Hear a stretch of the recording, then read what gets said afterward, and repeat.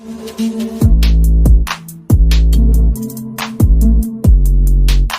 Students, I am Amresh Kumar and welcomes on platform of fun. बच्चों, आज हम करने वाले हैं कि जो एग्जैक्ट डिफरेंशियल इक्वेशन होती है वो हम इसमें इस चैप्टर में किस टाइप की पढ़ेंगे। मैंने आपको प्रीवियस वीडियो में ऑर्डिनरी डिफरेंशियल इक्वेशन की डेफिनेशन और general solution, particular solution, singular solution, order and degree of ordinary differential equation इनके बारे में डिस्कस किया था। अगर आपने मेरी पिछली वीडियो नहीं देखी है तो प्लीज़ आप उसको देख लें, ठीक है बच्चों। उसमें आपका बेसिक क्रिएट हो जाएगा कि हमारी एग्जैक्ट जो डिफरेंशियल इक्वेशन होती है वो एक्चुअली होती क्या है। अब जो इस चैप्टर में पढ़ेंगे, हम जिस टाइप की डिफरेंशियल इक्वेशन पढ़ेंगे वो under what condition exact and not exact वो क्या होगी, एग्जैक्टनेस क्या होती है, वो हम आइए अच्छे से डिस्कस करते हैं।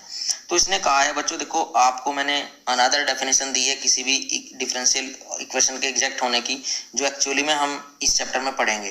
तो ये कह रहा है कि the differential equation of the type m d x plus n d y equal to zero. बच्चों, इस स्टेप को, इस टर्म को आप अच्छे से देख लें। हम पूरे चैप्टर में इसी टाइप की डिफरेंशियल इक्वेशन पढ़ने वाले हैं कि m d x plus n d y equal to zero, जहां पे जो m होगा वो कोई भी फंक्शन हो सकता है बच्चों x और y में, और बच्चों जो n होगा वो भी कोई भी फंक्शन हो सकता है आपका x और y में। लिखा भी इसने where m and n are functions of x and y, ठीक है बच्चों। मतलब ऐसे हो सकता है कि x dx plus y dy, या हो सकता है x square plus y dx plus y square plus x d y. Means m जो है एक्स वाई में कोई भी फंक्शन हो सकता है बच्चों, n आपका कोई भी फंक्शन हो सकता है बच्चों x और y में। अब बात यहाँ पे आती है कि इस टाइप की कोई भी डिफरेंशियल इक्वेशन कब आपकी एग्जैक्ट होगी और कब एग्जैक्ट नहीं होगी। तो मैंने जो पीछे बताया है आपको बच्चों, सिंपल बताया है डिफरेंशियल, किसी भी ऑर्डिनरी डिफरेंशियल इक्वेशन का एग्जैक्ट होने का क्या मीनिंग था। आप उस डिफरेंशियल इक्वेशन का सोल्यूशन निकाल लें बच्चों, ठीक है बच्चों, और उस डिफरेंशियल इक्वेशन का जो भी सोल्यूशन होता है, अगर उस सोल्यूशन का आप डेरिवेटिव करो और किसी भी कांस्टेंट के एडिशन के बिना, एलिमिनेशन के बिना, किसी भी कांस्टेंट पर्टिकुलर की मल्टीप्लाई किए बिना आपको डायरेक्ट डिफरेंशियल इक्वेशन मिल जाए बच्चों, तो हम कह सकते हैं कि वो डिफरेंशियल इक्वेशन एग्जैक्ट होती है। तो अब जो बच्चों आपको पता है कि जो डिफरेंशियल इक्वेशन है, जो उसका सोल्यूशन आया था प्रीवियस वीडियो में, वो y equal to x square था, ठीक है। तो y और x में ऐसा रिलेशन जो इक्वेशन को सेटिस्फाई करते, वो इक्वेशन का बच्चों सोल्यूशन बनता है। तो देखो, इससे हम थोड़ा सा कंफ्यूज नहीं होंगे कि m और n यहाँ पे इसने आपको स्टैंडर्ड दिए हुए हैं, तो इसे हम समझ के चलते हैं। देखो, इसने डायरेक्ट कहा कि हम इसको एग्जैक्ट बोल लेंगे कि the differential equation this is said to be exact. Exact कब बोलोगे, इसने डायरेक्ट कह दे बच्चों, if m d x plus n d y equal to d u where u is a function of x and y। Means बच्चों, मैं आपकी clarity के लिए बता दूं, यहाँ पे u जो है आपका कोई भी रिलेशन है x और y में। सपोज करो u हो सकता है y minus x cube, suppose करो ये हो सकता है y प्लस एक्स की पावर 4, मतलब u कुछ भी है, वो x और y में कोई ना कोई फंक्शन है। आप उस u का डेरिवेटिव कर लो बच्चों। अगर उसका डेरिवेटिव करके देखो, डिफरेंशियल इक्वेशन क्या है, m d x plus n d y, अगर वो एग्जैक्टली आ गई, u मतलब आपने डेरिवेटिव कर दिया है u का, तो अगर आपको एग्जैक्टली इक्वेशन मिल गई, तो इसका मतलब जो ये u है, ये सॉरी जो ये आपकी डिफरेंशियल इक्वेशन है बच्चों, ये कैसी बन जाएगी, एग्जैक्ट बन जाएगी, ठीक है। तो नेक्स्ट जो है, मैं एग्जैक्ट डिफरेंशियल इक्वेशन का क्वेश्चन लेके चलता हूँ बच्चों। ये डिफरेंशियल इक्वेशन की हम एग्जैक्टनेस चेक करेंगे और फिर उसका सोल्यूशन निकाल लेंगे कि सोल्यूशन एक्चुअली होता क्या है और कैसे फाइंड करते हैं बच्चों। तो बच्चों, ये क्वेश्चन दिया हुआ आपको, solve x square plus y square into d x minus 2xy dy equal to 0, equation number 1 आपने इसको कहा है। तो बच्चों, सबसे पहले क्या करना है, आपने इसको कंपेयर करना है, बिल्कुल आराम से करेंगे बच्चों। आपने अगर एक क्वेश्चन को अच्छे से समझ लिया तो बच्चों आपको समझो ये पूरा चैप्टर कंप्लीट हो जाएगा, पूरा चैप्टर अच्छे से समझ आएगा। मैंने और भी अच्छे अच्छे एग्जांपल लिए हुए हैं आगे, तो आप ध्यान से देखते रहें प्लीज। अगर ना समझ आए तो वीडियो को रिवाइंड करके देख लें आप। तो आपने सबसे पहले जो फर्स्ट स्टेप है बच्चों, मैं आपको सब कुछ बताऊंगा, क्योंकि जो किसी भी एग्जैक्ट डिफरेंशियल इक्वेशन को सोल्व करने का जो फॉर्मूला है वो भी बताऊंगा। कोई भी डिफरेंशियल इक्वेशन एग्जैक्ट अगर नहीं है तो उसको एग्जैक्ट बनाने के 2-3 तरीके हैं हमारे पास। अब जब आपको डिफरेंशियल इक्वेशन दी होगी, आपको कैसे पता चलेगा कि कौन सा मेथड हमने लगाना है, वो सब प्रोसीजर मैं बच्चों आपको बताऊंगा। क्रैम करने की कोई भी नीड नहीं है, आप बस ध्यान से मेरे साथ साथ चलते रहें। तो बच्चों, सबसे first step, very first step हमारा क्या होगा, firstly compare equation 1 with the standard equation m d x plus n d y equal to 0। बच्चों dx का जो कोफिशिएंट है वो m होगा, तो m क्या है बच्चों यहाँ पे x square plus y square, n क्या है बच्चों यहाँ पे माइनस का 2xy। तो बच्चों याद रखना आपने यहाँ पे ये प्रोसीजर ही है कि m और n निकालने के बाद आपने m को तो करना है y के रिस्पेक्ट में derivative partially, curl m by curl y। अगर बच्चों जिसको पार्शियली नहीं पता है डेरिवेटिव मैं बता देता हूँ। पार्शियली डेरिवेटिव वो होता है जिसके भी रिस्पेक्ट में आप डेरिवेटिव कर रहे हैं। जैसे यहाँ y के रिस्पेक्ट में डेरिवेटिव किया है तो y को एज अ वेरिएबल ट्रीट करेंगे और y के अलावा जो भी वेरिएबल उसमें पड़े हुए हैं उनको सभी को एज अ कांस्टेंट ट्रीट करते हैं बच्चों। तो curl m by curl y जब होगा x स्क्वायर, x है बच्चों तो इसको हम कांस्टेंट ट्रीट करेंगे। किसी कांस्टेंट का डेरिवेटिव क्या होता है बच्चों, 0 होता है।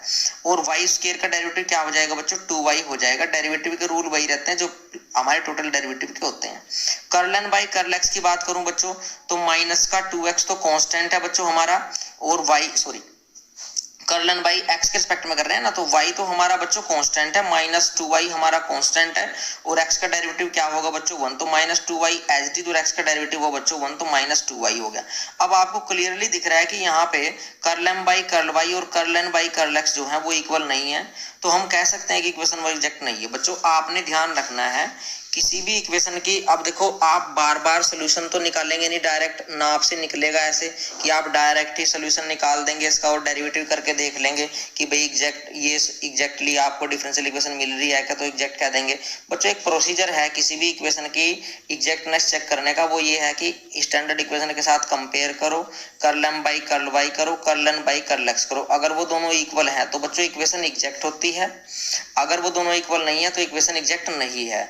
अगर बच्चों यहाँ पे सपोज करो इक्वेशन एग्जैक्ट होती तो मैं इसका डायरेक्ट सोल्यूशन निकाल सकता था, क्योंकि सोल्यूशन निकालने का फॉर्मूला है मेरे पास, आपने तभी अप्लाई करना है उसको अगर इक्वेशन बच्चों एग्जैक्ट है। कई बच्चे उसको एग्जैक्ट ना होते हुए अप्लाई कर देते हैं तो क्वेश्चन गलत हो जाता है, तो बच्चों इस चीज को नोट करेंगे आप ध्यान से। तो इक्वेशन 1 एग्जैक्ट नहीं है, तो फर्स्टली हम इसको एग्जैक्ट बनाएंगे बच्चों। तो किसी भी डिफरेंशियल इक्वेशन को एग्जैक्ट बनाने के लिए हम इसमें किसी नंबर की, किसी वेरिएबल की मल्टीप्लाई करते हैं, और जिस नंबर की मल्टीप्लाई करने से ये इक्वेशन एग्जैक्ट बन जाए बच्चों, उस नंबर को, उस वेरिएबल को, उस थिंग को हम क्या कहते हैं बच्चों, इंटीग्रेटिंग फैक्टर। दोबारा रिपीट कर रहा हूं कि इंटीग्रेटिंग फैक्टर क्या होता है बच्चों, किसी भी डिफरेंशियल इक्वेशन को एग्जैक्ट बनाने के लिए जिस थिंग की मल्टीप्लाई की जाती है बच्चों वो इंटीग्रेटिंग फैक्टर होता है उस डिफरेंशियल इक्वेशन का। तो बच्चों इसमें जो मेन रोल रहता है चैप्टर में इंटीग्रेटिंग फैक्टर निकालने का रहता है कि हम इंटीग्रेटिंग फैक्टर निकाल लें कैसे, ठीक है बच्चों। तो 4-5 जो इंटीग्रेटिंग फैक्टर हैं जो कॉमन से हैं जनरली यहाँ बच्चों मैं वो बता देता हूं। अगर पर्टिकुलर जो डिफरेंशियल इक्वेशन है आपकी x dx minus y dy, x dx plus y dy इस टाइप से है बच्चों, तो या तो 1 बाई एक्स की पावर 2, ठीक है, 1 बाई एक्स स्क्वायर या 1 बाई वाई स्क्वायर बच्चों, या 1 बाई एक्स वाई, या बच्चों 1 by x square plus y square, या बच्चों 1 by x square minus y square. इस टाइप से जो इतने सारे मैंने बताए आपको, इनमें से कोई एक भी इंटीग्रेटिंग फैक्टर हो सकता है। वो कैसे पता चलेगा बच्चों आपको, उस इंटीग्रेटिंग फैक्टर से आपने पहले क्या करना होता है, सपोज करो आपने इस इक्वेशन में 1 बाई एक्स स्क्वायर की मल्टीप्लाई कराई, तो 1 बाई एक्स स्क्वायर की मल्टीप्लाई कराएंगे बच्चों तो m चेंज हो जाएगा, तो एक्स स्क्वायर से मल्टीप्लाई करा, 1 बाई एक्स स्क्वायर से मल्टीप्लाई करा रहे हैं तो x square by x square बच्चों सेपरेट कर देंगे, 1 हो जाएगा, 1 plus y square by x square हो जाएगा। ये क्या हो जाएगा बच्चों, माइनस 2y बाई x हो जाएगा बच्चों, क्योंकि एक x कैंसिल हो जाएगा, ठीक है बच्चों। तो नया जो m है वो क्या बना, 1 plus y square by x square बनेगा, n क्या बनेगा बच्चों, माइनस का 2y बाई एक्स बनेगा बच्चों, ठीक है। तो अब आप क्या करेंगे, curl m by curl y करेंगे, 1 का 0 हो गया बच्चों, और y का क्या हो गया 2y by x square constant मानना वो एज इट इज है बच्चों। Curl n by curl x क्या होगा बच्चों, 1 बाई x है तो x को ऊपर लेके जाओगे x की पावर -1 हो जाएगा, डेरिवेटिव करोगे तो -1 इंटू एक्स की पावर -1 इंटू -1, एक्स की पावर -2 होगी, वो नीचे आके एक्स स्क्वायर हो जाएगा, माइनस से माइनस बच्चों प्लस हो जाएगा। तो curl n by curl x क्या हुआ, 2y बाई एक्स स्क्वायर। अब बच्चों देख सकते हैं सभी कि curl m by curl y और curl n by curl x दोनों क्या है बच्चों, इक्वल हैं। इसका मतलब जो इक्वेशन 2 है हमारी एग्जैक्ट हो चुकी है बच्चों। मैं एक बार आपको यहाँ पे नोट करा दूं ये कि जरूरी नहीं था कि आपने 1 बाई एक्स स्क्वायर की मल्टीप्लाई करनी थी, यहाँ पे आप यहाँ पे 1 बाई वाई स्क्वायर की भी कर सकते थे, 1 by x square y square की भी कर सकते थे। कोई भी ऐसा फैक्टर जिसकी मल्टीप्लाई कराने के बाद curl n by curl x दोनों इक्वल हो जाएं तो हमारा वो भी चलेगा। सपोज करो ये मेरा क्वेश्चन 1 बाई वाई स्क्वायर के साथ हो जाता, तो बच्चों अपने सिर्फ ये देखना होता है कि curl m by curl y और curl n by curl x equal है या नहीं। अगर वो इक्वल है तो बच्चों चाहे वो कोई भी फैक्टर है तो हमारी इक्वेशन एग्जैक्ट हो जाती है और एग्जैक्ट डिफरेंशियल इक्वेशन का हमारा सोल्यूशन निकालना आता है। वो मैं फॉर्मूला बताऊंगा आपको अभी, तो इस बात से कंफ्यूज नहीं होना बच्चों। ये बाई इंस्पेक्शन करना होता है हमें। 1/x² को रफ में 1 सेकंड में आप पुट करके देख लेंगे, 1/y² को रख के देख लेंगे। अब ये मत कहना मुझे कि हम सर ऐसे इतने सारे कैसे पुट करके देखेंगे। बच्चों आगे आने वाले क्वेश्चंस में मैं आपको वेरी इजी ट्रिक्स बताऊंगा इसको करने की। आपको विदिन 5 या 10 सेकंड मैक्सिमम लगने वाले हैं इस टाइप का क्वेश्चन करने वाले को। मतलब ये आपके फ्री के मार्क्स हैं बच्चों, ध्यान से देखो इसको। अभी तो आप तो सपोज करो आपने 1/x² की मल्टीप्लाई करके इक्वेशन को एग्जैक्ट बनाया, तो एग्जैक्ट बन रही है बच्चों। तो जो इक्वेशन 2 है वो एग्जैक्ट हो चुकी है। तो जो बच्चों सोल्यूशन होता है एग्जैक्ट डिफरेंशियल इक्वेशन का वो क्या होता है, फॉर्मूला बच्चों लर्न कर लेंगे। ये मैंने हाईलाइट किया हुआ है कि integration of m with respect to x, y as a constant create करना है आपने इस इंटीग्रेशन में। Integration terms in n not containing x, बच्चों इस टर्म्स में बड़ी बच्चों को कंफ्यूजन रहती है, इसको भी मैं क्लियर कराऊंगा अभी आपको अच्छे से। इसने कहा है कि terms in and not containing x integration with respect to y equal to constant of integration. ठीक है बच्चों, तो ये सोल्यूशन होता है डिफरेंशियल इक्वेशन का एग्जैक्ट, अगर वो है तब उस केस में। तो इसको आपने लर्न कर लेना है अच्छे से। तो अब मैं बताता हूँ आपको बच्चों कि क्या होगा। अब बच्चों ध्यान रखना, कई बच्चे इसमें गड़बड़ कर देते हैं कि m जो है वो पुराने वाली इक्वेशन 1 का रख देते हैं। बच्चों अब हमारा जो क्वेश्चन है वो इक्वेशन 2 बन चुका है, ठीक है। तो हम ये नए बार रिसेंटली जो लेटेस्ट m आया है उसको पुट करेंगे, लेटेस्ट जो n आया है उसको पुट करेंगे। तो m क्या है हमारा 1 + y² by x² dx, integration y को एज अ कांस्टेंट क्रिएट करना है प्लस।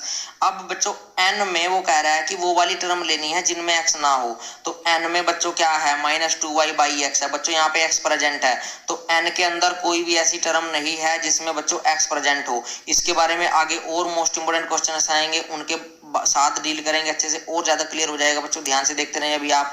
तो इसमें बच्चों n में जो है x प्रेजेंट है, तो यहाँ पे ऐसी कोई टर्म नहीं है जिसमें x ना हो। तो n की प्लेस पे क्या 0, तो 0 का इंटीग्रेशन तो 0 ही होता है, तो +0 किया आपने equal to constant of integration c। ठीक है बच्चों, अब y को एज अ कांस्टेंट लिया, 1 का इंटीग्रेशन करेंगे बच्चों x के रिस्पेक्ट में, तो x आ जाएगा माइनस y² बच्चों कांस्टेंट है आपका।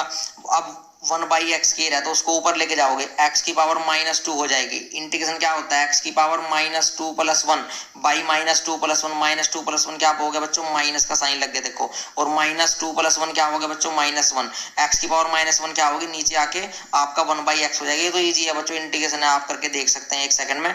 तो आंसर जो आया हमारा x - y² by x equal to constant of integration. Simplify करना चाहते हैं कर दें, नहीं तो यहाँ भी छोड़ सकते हैं आप आंसर। तो ये बच्चा बन जाएगा, एलसीएम लेंगे x² - y² बाई में x आएगा, आपने राइट साइड शिफ्ट कर दिया।